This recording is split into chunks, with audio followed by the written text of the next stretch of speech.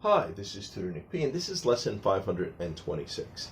Title of today's lesson is the difference between hiking, trekking, and mountain climbing. Yeah, some ESL students do sometimes get these confused, so we're going to cover it in this lesson. Somebody wants a screenshot? Do it right now. Let's get right to it. So here, of course, the first one we're covering is hiking.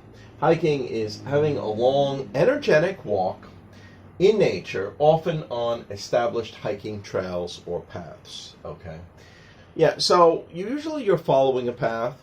Many times some of the roads may even be paved, or part of it may be paved. So they're going in order from the easiest to the hardest. So when you're hiking, a lot of time you're even walking up a paved hill. Now, there will be a slope. You are going up a slope. But that's what most of it is. Now, there are hikes also that go into nature too, so you could have a little bit of both. Let's continue. It is usually something one may do for a few hours or a short part of the day, and is often done as a leisure activity, or just a form of exercise even. So it's usually just a day trip, or maybe even less than a day trip, maybe only half a day for most people. Most people who do it, that's what they do. At most, it could be one night. Okay. Officially listed as 2.5 miles to 30 miles. Okay. This would be I would consider this to be a very long hike. If you actually spent a night somewhere where you just kind of hiked up the mountain, slept one night, and then came down, and maybe they had some place up there for you, maybe a hostel or someplace like that.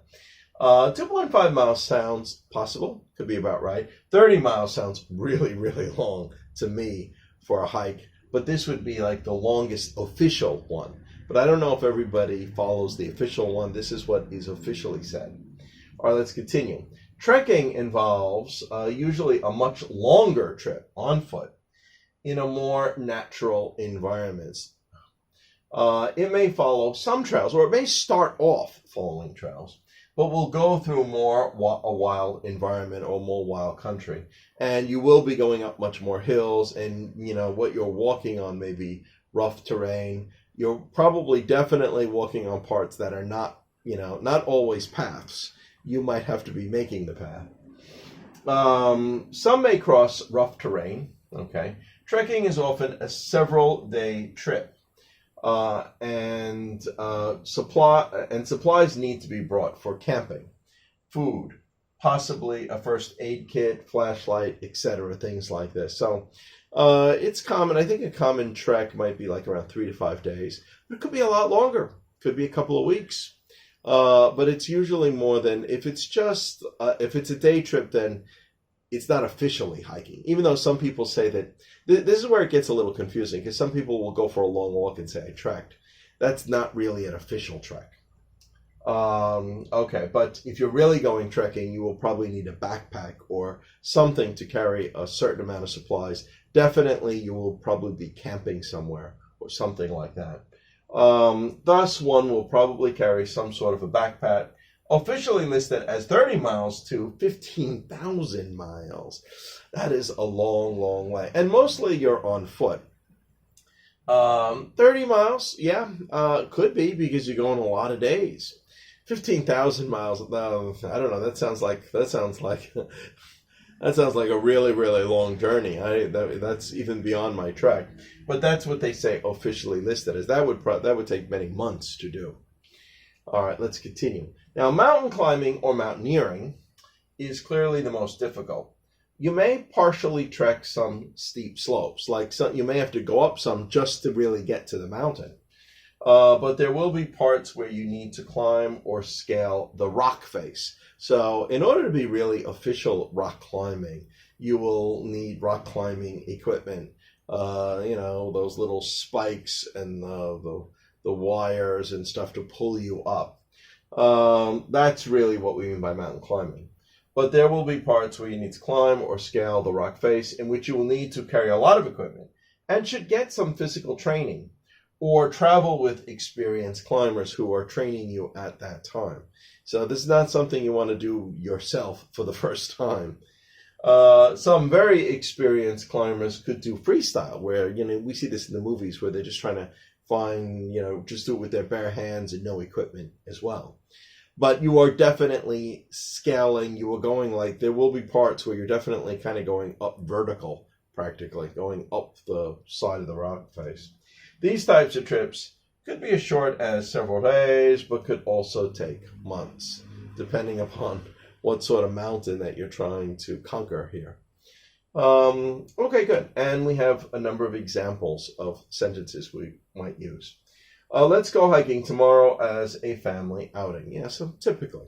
So it'd just be like an outing for the day, maybe half a day, spend a few hours going up, a few hours coming down, do it leisurely. Then that is really a hike. Now, this is one where in the past, I've had many students often say they're going mountain climbing when they really meant hiking. I said, are you sure you're mountain climbing? Do you have the equipment? You're climbing the side, the rock face. Is that what you're doing? Now, if not, then probably what they meant was hiking. All right, let's continue. We went hiking up that hill for a few hours as a form of exercise. Yeah, that's what people do all the time. Number 3, they went trekking in Thailand and visited some hill tribes. Yeah, for tourists, that they offer a lot of treks where you go up into the, again, these are like 3 to 5 days, maybe a week, I don't know. You visit hill tribes, maybe they have elephant rides, maybe there's some rides on rafts or something like that. This is really more like a trek. Or you could just be doing it, with some other people in the wild country and camping somewhere. But again, usually a number of days, and the walk is really, really long. All right, let's continue. She went trekking on a trip through parts of the Amazon. Well, it's possible.